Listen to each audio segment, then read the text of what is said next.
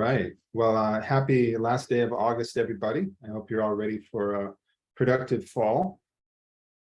And I'm here to talk to you about smart marketing from a couple perspectives. Smart marketing happens to be the name of my digital marketing practice, but it's also gives us a structure for how we can talk about how to make all of our marketing smart. And so I'm going to start by talking about marketing, since we have a talented group of marketers here.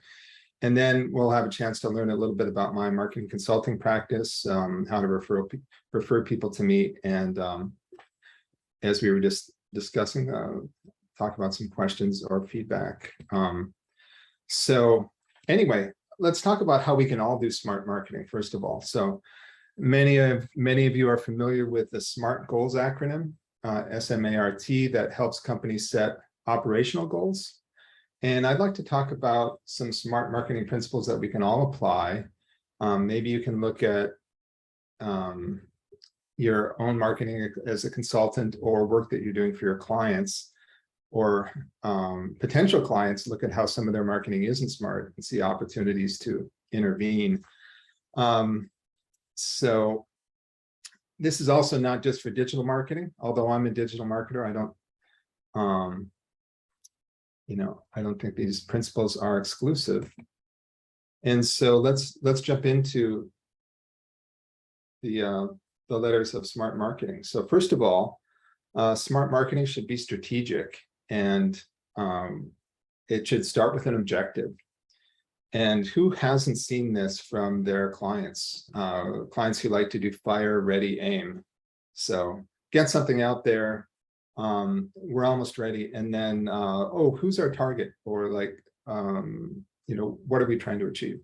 So as you know, that's not the approach we want to have. We always want to have aim, ready, fire when we do marketing. We need to be strategic and have the goal in mind from the start. Measurability. It's really hard to learn from marketing without measurement. And fortunately, the impact of digital marketing can be very measurable if it's set up right. But we really want to have marketing that's measurable. If you can't measure it, you can't improve it, you can't optimize, and it's difficult to achieve the goals. In fact, it's difficult to renew the client and show that you've provided value. So measurement, really important. If you can't measure it, you can't improve it. So that's strategic, that's measurable. For A, I like to think about this as being action oriented. So A is not for analysis paralysis. We probably all seen times where people dive into the numbers and lose track of what's actionable for a client or what's actionable for approaching a market.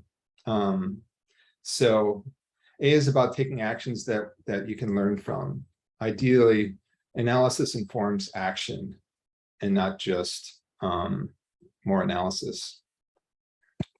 So, all right, another one, ROI positive. So this isn't to say that everything we try has to be ROI positive. Certainly, we can try different things. We can limit our investment while we learn. We can launch experiments with the client's buy-in and have an opportunity to learn about a market or a customer group. But ideally, you want to build towards a world where everything will be ROI positive and help people to grow. And be willing to embrace controlled failure. I work with a lot of tech startups, and the concept of failing fast is usually pretty understandable to them, and they can be persuaded to embrace it with their marketing as they find the channels that help them to grow and succeed.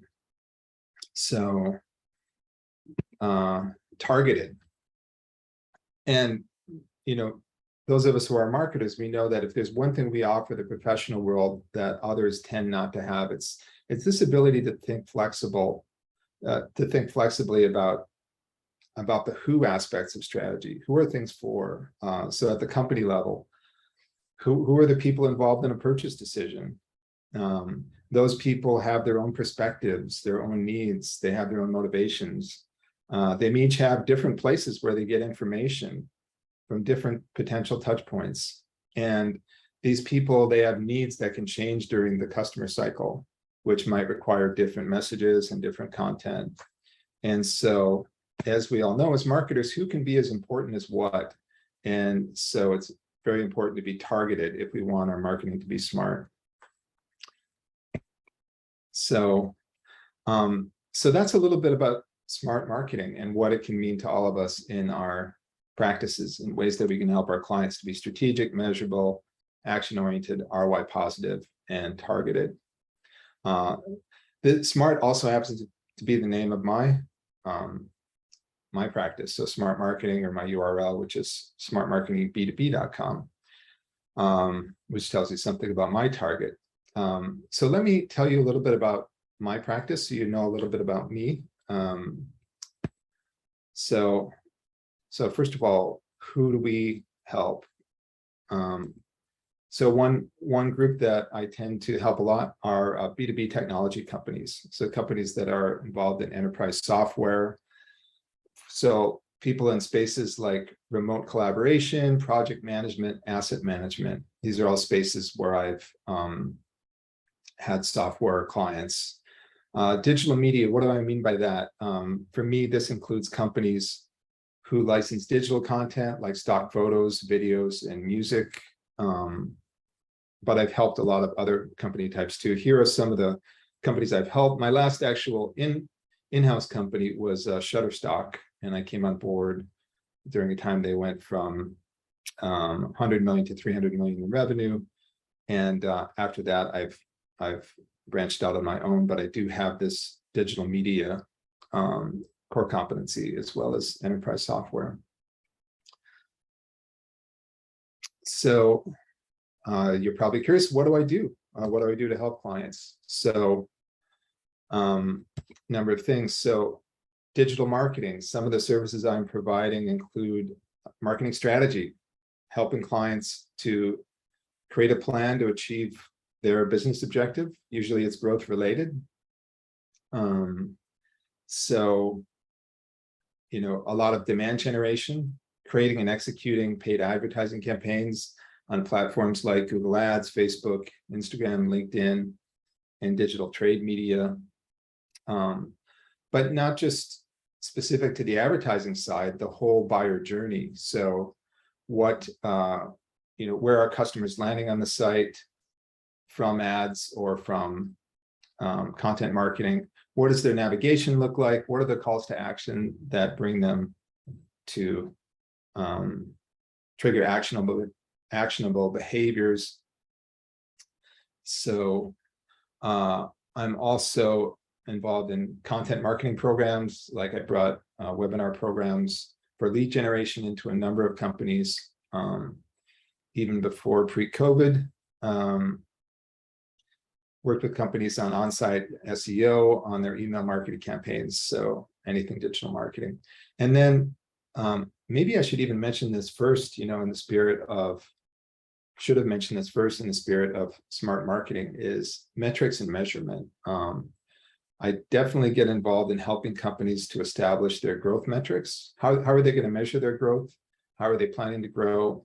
What are their systems? And creating a program where they can achieve projectable growth and plan for measurement and growth and improvement. So with that, you might be curious to know who might be an ideal client to refer to me. Certainly, people in my wheelhouse would include B2B technology companies. So companies that, some of the trends here are, there are some companies that have no marketers on their founding team. So as you know, if you work with startups, marketing isn't always an early hire for companies. Some companies build a product, they find people to sell it. Sometimes they don't even think about marketing until they try to scale a sales effort. You know, they might start with a sales funnel and a sales process. And also I see a lot of companies founded by technologists and entrepreneurs where they hit a phase in their life cycle where they realize digital marketing becomes a pain point and they need help from our marketing field. And I measure restarts. Restarts are welcome. Sometimes people come to me when they've tried everything to grow their business except marketing. Imagine that. Heresy to those of us who are marketers. But I have seen it several times and help them to come in and create their first paid demand generation program. So measurement challenges, oftentimes companies find that they can't tell what's working and what's not. That's a sign. You have 4 minutes left, Dave. Okay. So if you want to switch to Q&A, whatever. Okay, thanks. So yeah, so measurement, if companies aren't realizing how to tell what's working and what's not, it's a great time to get involved, or if they're launching a new product or a service. So some other folks I'd love to meet, include other fractional CXOs. I do this from a CMO perspective, but people are fractional heads of sales or operations, finance, sales strategists, art directors, consultants. So what I'll do is I'll share some details after my presentation in Zoom chat about how to find my TRN profile. My referral rate is actually 10%. I'll also share my LinkedIn and direct contact info.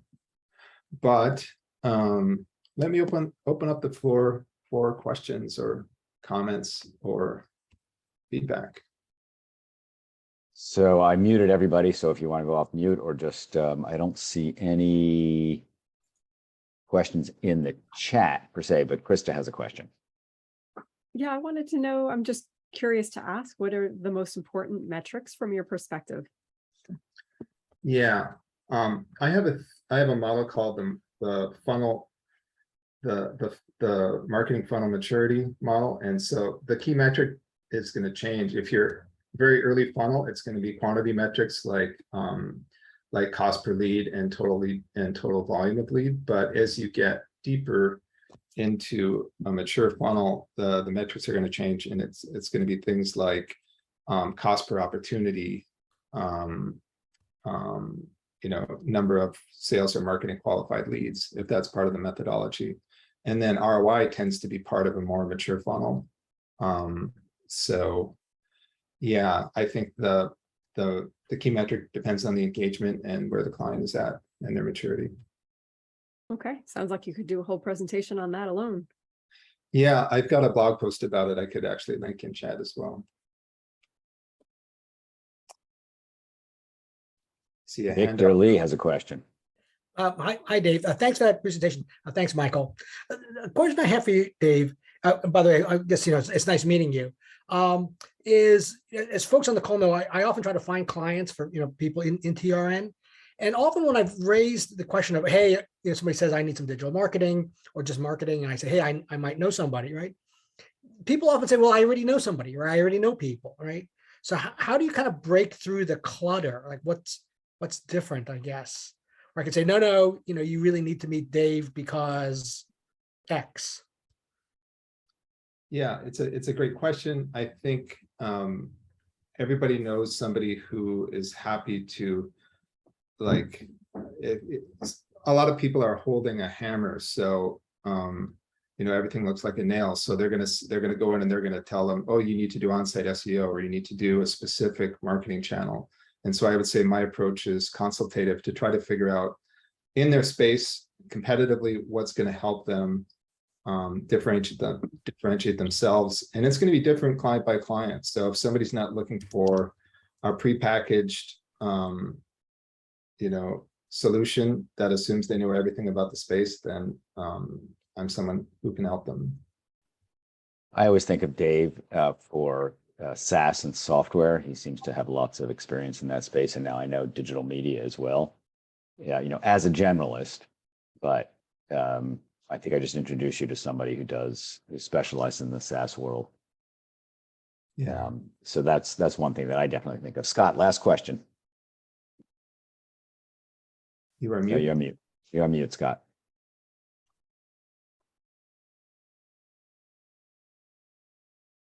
Thank you, Dave, for your presentation. Really, really great. Thank you very much for it. One of the things that I found, particularly working with B2B brands, was blogs. And I was just curious, do you write the blogs or work with others that write blogs, or do you have a specialty in a vertical? And do you find your clients interested in that type of thing, storytelling and getting the blogs out? Yeah, it can be really helpful in telling the product or brand story. I tend to I may write a product launch blog post if a product is launching the market, but otherwise I have content partners. If somebody needs a regular cadence of blog work, then I have partners that I work with who can help provide that. Thanks. Yeah, I know that Scott has written some blogs for some B2B clients. So I am putting in here the order, and more or less the order in which people showed up. So it should be in the chat now. Hold on, why isn't it going in the chat? Give me a sec. Chat. Expand. I hit it and then I hit return. There it goes. Okay. So Lynn, Scott, Paula, who's a guest, we're going to do 2 minutes each because we do have 14 people here and it is at the bottom of the hour. Tell us what's going on, how you can help other people. Paula, this is your first time. Ari, this is your first time. You'll get the picture. It's pretty straightforward. So Scott, Lynn Donaldson, why don't you take it away? And if everybody else could go on mute, I'm going to put it in speaker mode so that the speaker is highlighted. And that way, if you interrupt, it's not going to change the screen. So go ahead, Lynn, you're up. I would like to say thank you. And I entered a pitch competition yesterday, the second one for WeBank, which is Women's Business Enterprise National Council. We came in 4th out of 10, which is pretty good. Not as good as first, but what I'd like to do is read the pitch to you, if that's okay. I'll go through the pitch and see if you have any comments at the end or any areas of improvement. It's 90 seconds. Hi, I'm Lynn Donaldson, CEO of Connecte Strategic Solutions Group. We are product launch enablers for pharmaceutical and medical devices companies and have been for the last 10 years. We partner with life science launch teams to go to market more effectively, driven by our 3 framework pillars of people, product, and process. Working with clients, including Fortune 500 companies, we noticed them struggling with unwieldy Excel sheets to capture their launch strategy and detailed implementation plans, which are then needed to be translated for leadership. This is time consuming, resulting in launches going over budget by thousands of dollars. Raw data as seen in spreadsheets is not senior management friendly, doesn't map goals to key activities, and doesn't provide a snapshot. Lily Launch Tools is senior management friendly. You can see your data in the Kanban and Gantt chart, does map goals to key activities as seen in charts, and does provide a snapshot that saves time and money. And here's how we're different from other tools. We are designed specifically for the pharmaceutical and medical devices industry. We are the only tool that maps from goals down to key activities. Both Gantt and Kanban charts are offered to all our customers at all subscription levels. Let us show you how easy and seamlessly managing your product launch could be in a personalized Lily Launch Tools demo. Your team will love you for it.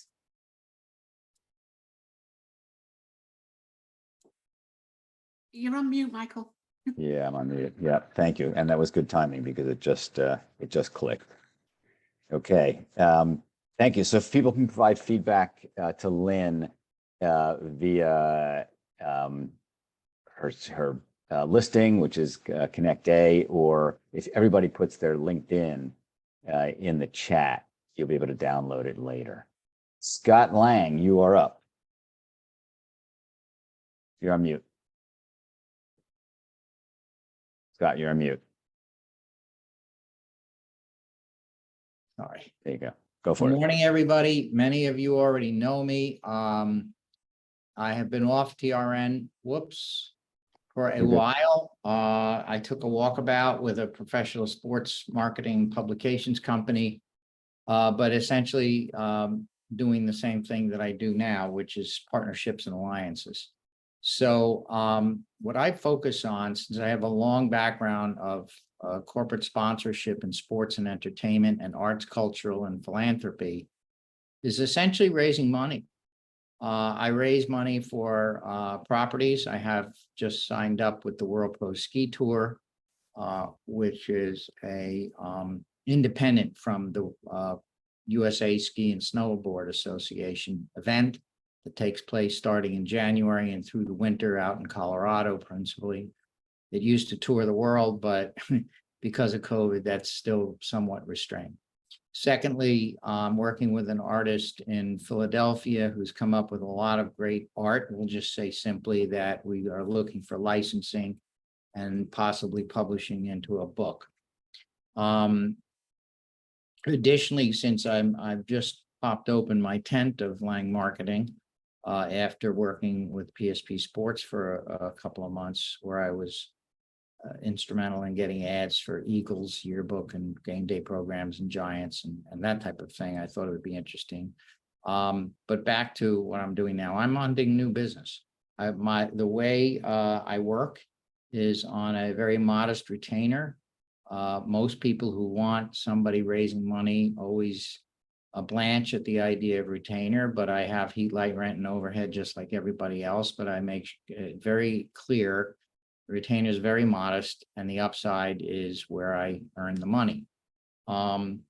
Additionally, I also work a little bit like you, Dave. I've done a significant amount of B2B marketing and developing websites and digital marketing campaigns, and have a set of resources, a team that I work with in various aspects of it. So if somebody's an expert in SEO, or somebody's an expert in Google AdWords, or et cetera. But I do the strategy and the relationship management. All right, Scott, I have to cut you off because it's over 2 minutes and we're tight on time. today. Oh, I thought you'd give me a second warning. Yeah, no, I just, Thank you. absolutely. Thank you. It's good to see you again. Who is up next? Let's see. It would be Paula, our guest. Take yourself off mute. Good morning, everybody. My name is Paula Skaper, and I have a growth strategy consulting firm called 33 Dolphins based in Vancouver, Canada.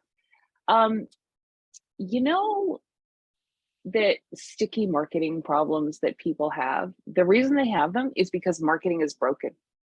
It's completely broken the way that we're doing it. And if it's okay, what I want to do is tell you a really quick story about a client of mine. Carolyn came to me in August of 2020.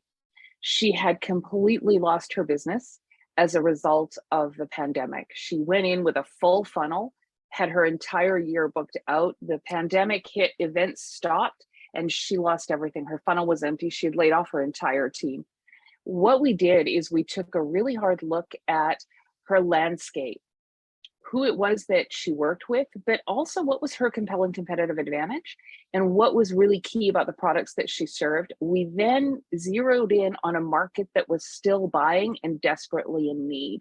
Then we reframed her offer for the current market and scaled down everything she was doing. So she had worked with a half a dozen marketing agencies. She had 5 different interpretations of her buyer persona. She had 5 different interpretations. She was in all sorts of channels. The woman was just like 5-year-olds in a canoe. Just think of that. That's what most people end up doing when they've worked with a series of agencies. We scaled back to about 1/3 of what she was doing, took it to market. By January 2021, she had $750,000 in the pipeline, tripled her revenue that year, and is on track to triple it again this year. That's what I do. And the way that I do it is by empowering the business owner to understand how to manage their marketing, how to work more effectively with their marketing vendors, upskilling their team, putting the right marketing I'm a marketing operations genius, I'll tell you that, in place, and then off they go. Within 18 months, they shouldn't need me or the engagement has failed. Good timing. Wow. Thank you. Yeah. So I think I've just met Paula this week, and I think of her as a strategist, So if somebody realizes the client really doesn't know what they want or need, Paula's a good person to bring in. Next up is Victor Lee. Thanks, Michael. Hi, nice to see everybody. It's an interesting mix of old faces and some new faces, which probably means I haven't been here often enough. So what I do, my entire business is built around networking. So what I say is, I make connections for fun and profit. So on the profit side, I work with a lot of folks in TRN, and sometimes it's either direct or it can be indirect.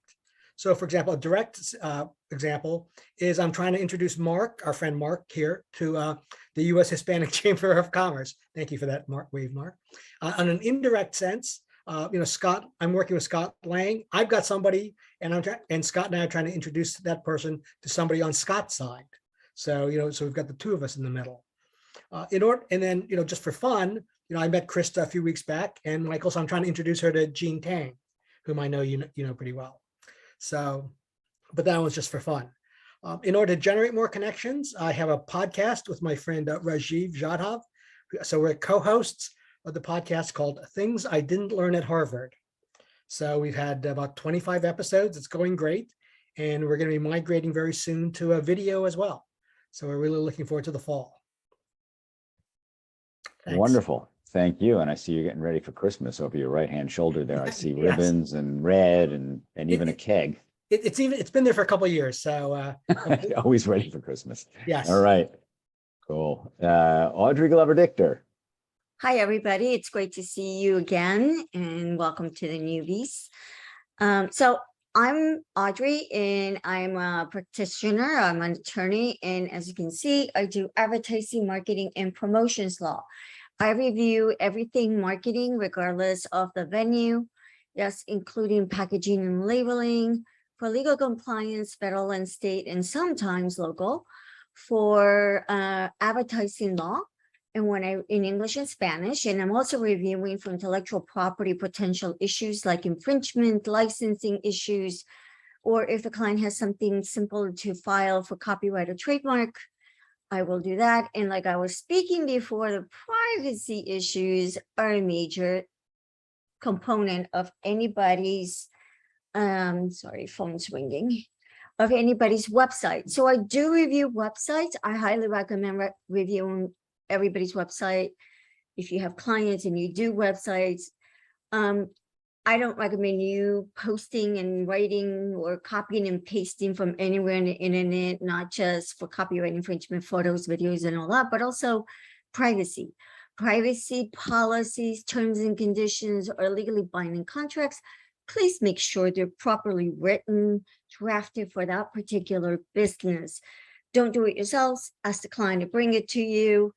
Also, yeah, like I just said before, California State Attorney General's office is finally enforcing CCPA.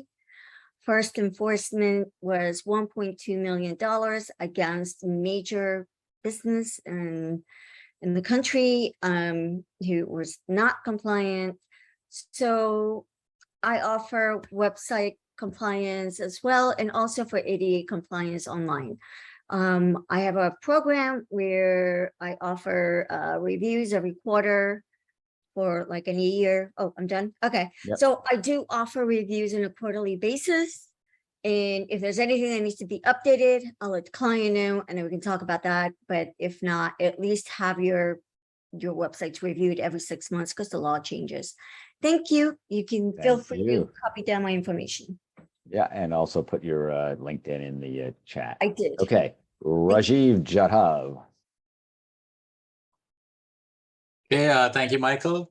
What I do is reputation management. The part that I'm kind of known more for is reputation repair.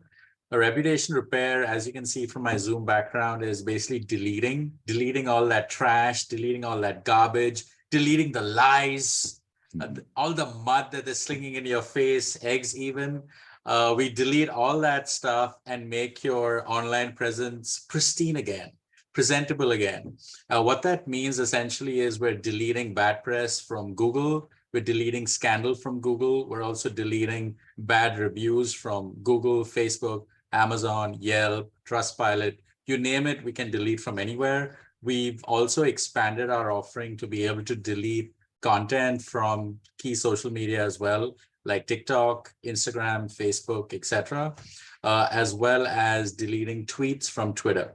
That's a request that came out of the Web3 conference that was in New York City a few weeks ago. So that's basically what we do. We have a success guarantee. So if the outcome is not realized in our forecasted time frame, typically 90 to 120 days, the client gets a 95% refund. And this way, it makes it super simple to work with us. And yeah, that's about it. And I'd love to get acquainted with our guests to explore synergies. Thank you. Thank you. Okay, love the video background. All right, Graham, you are up. Hello, thank you, Michael. Hello, everyone. Maverick North America, we help busy professionals and companies generate content to share on LinkedIn. We all know that we should be saying something to our audience, our network of influencers and decision makers in the communities that we wish to serve. And what we found is that when you're constantly in front of your clients, not necessarily talking about what you do, but helping establish your subject matter expertise so people trust that you know what you're talking about. And the value that you're delivering is that you're not waiting for permission to become a strategic advisor or a trusted partner with your clients. What you're doing is you're connecting with them and sharing content 5 days a week, because as we all know, marketing is all about saying the right thing to the right person at the right time. We can easily find people on LinkedIn. However, we don't know when they are ready to buy. And so by sharing content 5 days a week, you always remain top of mind for your prospective clients. And I pass my time back to Michael. And Graham is clearly a member of EO. Is that what you're wearing, an EO vest? Or That's right, yes. EO Minnesota. Are you on the leadership team, right? I'm on the board for marketing, helping them with their LinkedIn presence. Thank you very much. Okay, Mark Herre, you're up. Hello from Salt Lake City, and I am Mark Herre with SEO Game. Been in this business since high school. No, I've been in this business since college. High school and college, when I graduated, 1996. I started a company called SEO Game. So doing the same thing ever since. So I have a quick question for all of you, and I want to see if I can look at each of your faces. How important is it to be found in Google, or more importantly, to get new clients?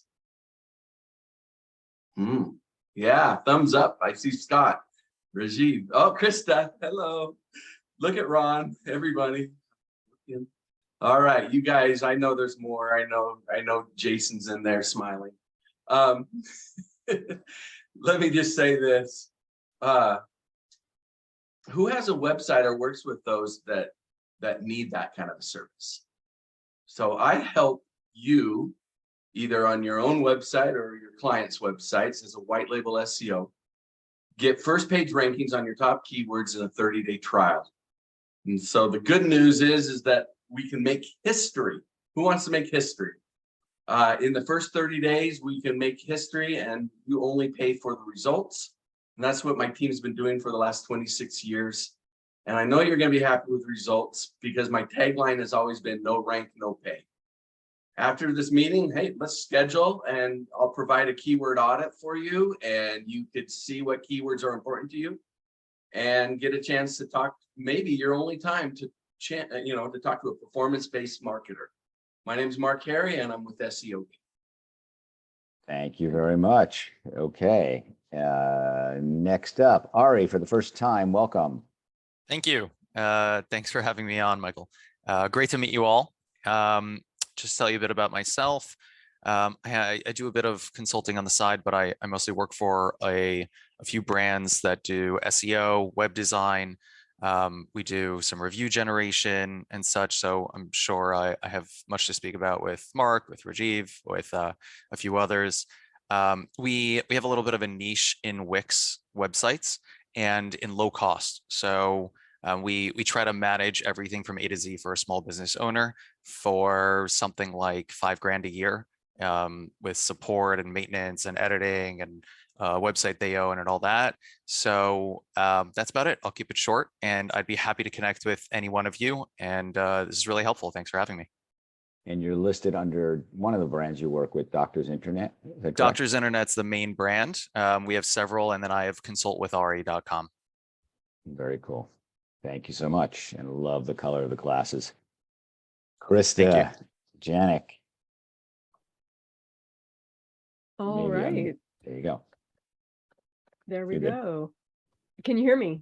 Yes. I'm Krista Giannak, a storyteller and a knowledge lover. So that's why for work, I'm a credibility boosting ghostwriter and blogger. I love those aha moments. So I like to get hired to write trust boosting content in the client's voice. That's why I want to work with other marketers, fellow creatives, web designers, folks like you. I used to shy away from my own personal story, whereas now I embrace and speak about it as a business owner and a skier who just happens to be blind.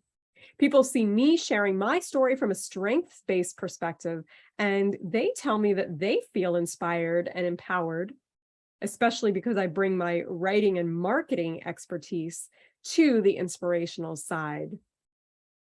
And from a detail-oriented technical focus, I like to bring the outsider's perspective to my work, interviewing as a journalist would to ask those deeper questions about who the client is, how their services make a real impact, and who will care the most. One question, major question that I like to ask clients is, who trusts you and why? Krista Giannak, wise words that matter. Thank you, Krista. I love your pauses. Not everybody pauses like that. Gives the space between what you say is just as important as what you say. All right. Jason Ciment, take it away. Hi, Jason Ciment. I run a marketing agency called Get Visible. I'm a little different, I think, than most because I was trained as a lawyer and as a CPA, and I don't know how to use Photoshop or a lot of these tools. But I've been doing stuff online since I got sworn in as a lawyer and decided to start an e-commerce business back in '96. And so Google was even my client. Before the world knew about Google, they were buying everything in my catalog. And what happened was in 2003, I bought the e-commerce company that was running my website. So now I owned an e-commerce platform. Back then it was called Webcart. And then in 2005, one of my first employees in my original business, who put himself through college working for me, he called me and he said, let's start a consulting business and offer search engine rankings as our first service, because my Rolodex was pretty hefty from the e-commerce business and we weren't selling services. So we started that in 2005, and every 2 years we'd open up another service. And now the company is called Get Visible since 2016. I wrote a book here. It's called I Need More Clients. So it's like a step-by-step guide on how to do your own marketing.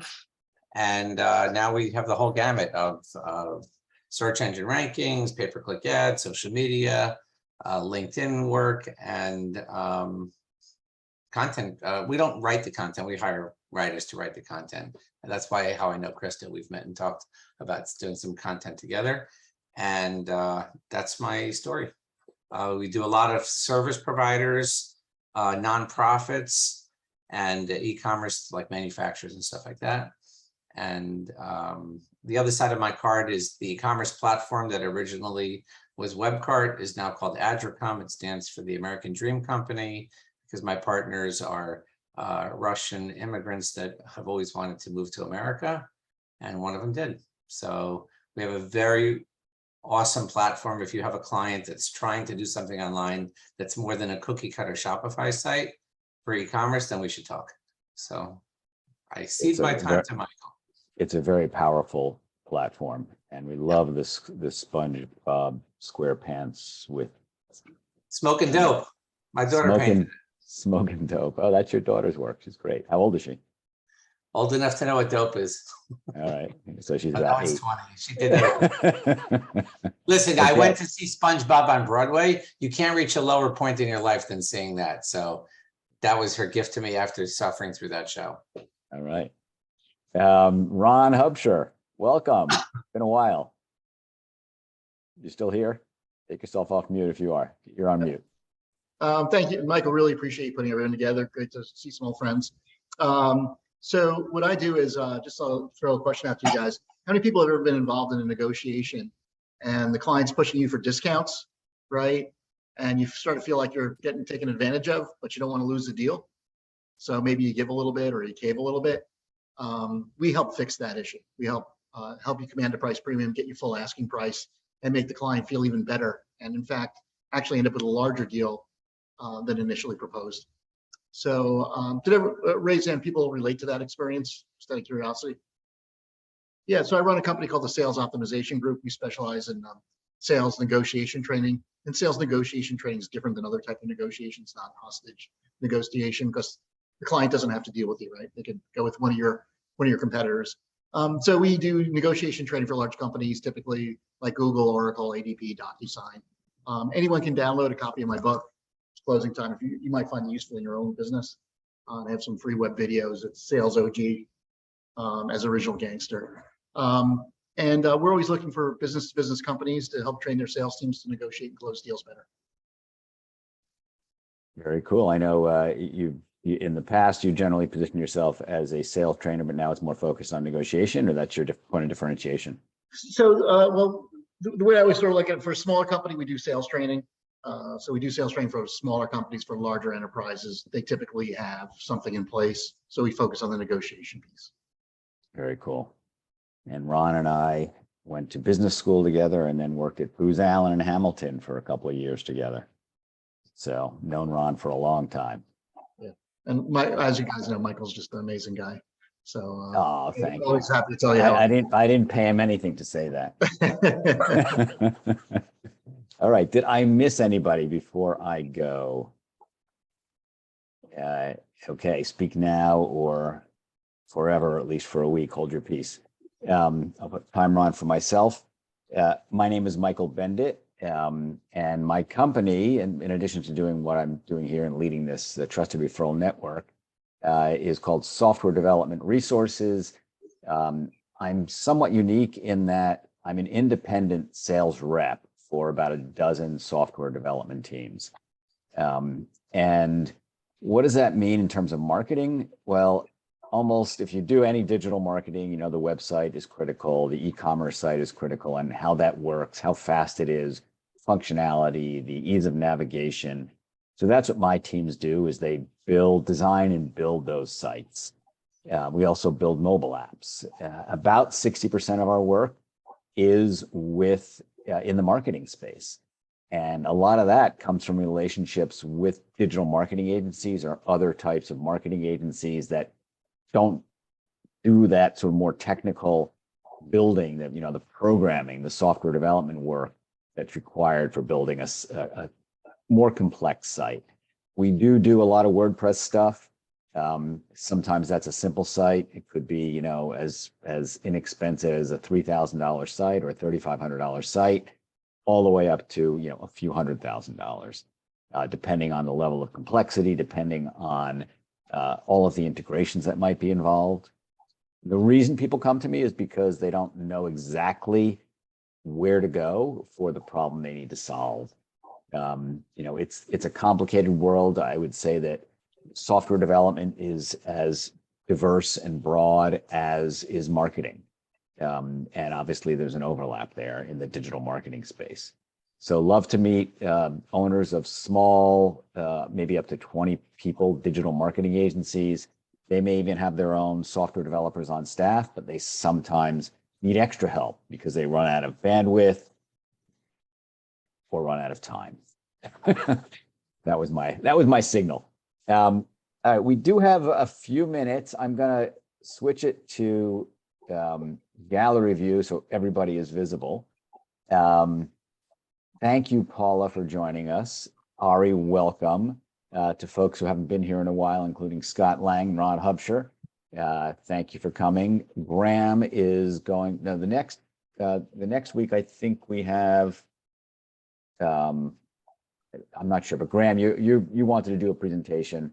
On the 20th, Michael. I registered grab the 20th. Okay. Graham's going to do the 20th. We do have, I think, some availability on before then. I think there's 1 week that's open if somebody wants to do a 15-minute presentation, a la what Dave did. Dave, thank you so much again. Michael? Yes. Yeah, I'd like to nominate Lynn for that. Lynn just did a presentation recently on Lily Launch Tool, right? But you can do certainly Connect Day. You have the link. Everybody should get the link, should have the link to the sign-up sheet. There's lots of opportunities to sign up. It's in the newsletter, but if you can't find it, it is hold on, let me see if I can bring it up now, or at least put it in here. Events. It's in the sign-up zone. I'm going to put it, there it is. That's the sign-up link. Here, I'll show you what it looks like. Share my screen. Dave, you're in deep trouble next time I see you. All right, yeah. Share screen. You're always volunteering me and just throwing me into the middle of things. Consider me warned. Okay, so we do have, Graham, we do have the 6th available. You can see we have a new tab. This is this month. Dave did today. It's actually 4 months on a tab. So we do have the 6th open. After that, on the 14th, Michael Filato, Graham Riley, and then starting September 28th, we're wide open. So if anybody wants to grab that, I just put the link in the chat. You could sign up. You do need to register on the sign-up zone, but it's just name and email. What is a roundtable presentation, Michael? I think he's talking about roundtable marketing. So he started something called, it's sort of like this, but he's doing these roundtables just to sort of promote getting people together on a marketing topic. And it helps him build his visibility. So he's going to talk about doing that. We had a guest, Michael, in the group last week I attended, or maybe 2 weeks ago, named Greg. He was a friend of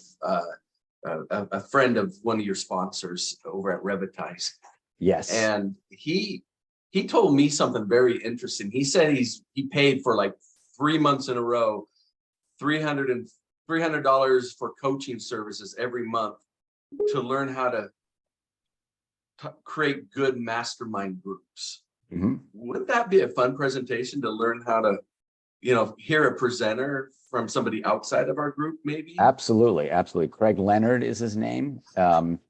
If you want to reach out to him, do you have his contact info? He came 2 weeks ago. He was a guest.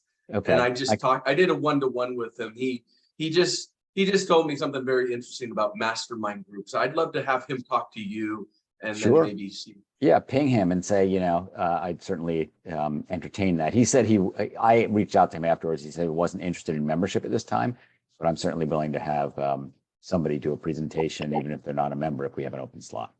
Okay, thank you.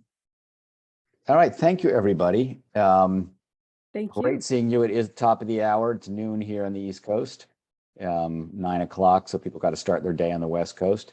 Next week, we will be meeting, of course, on Tuesday at 5 p.m. Since we do alternate between 5 p.m. on Tuesdays and Wednesdays at 11 a.m. Have a wonderful day, and I will see you soon. Any questions? Now's a good time, by the way, to click that on the chat, the 3 dots, and hit Save Chat so you can get everybody's information. I'll give you a little bit of time to do that. Thanks so much, Paula. If you have an interest in coming back or potentially joining, definitely reach out. Thanks, Michael. Thanks.